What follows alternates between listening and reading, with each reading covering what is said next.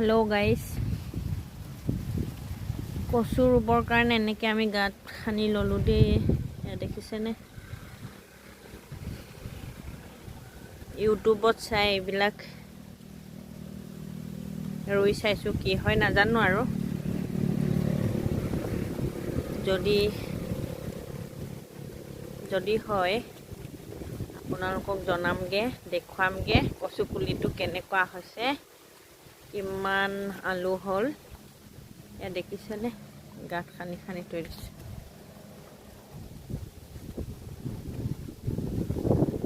এয়া এইফালে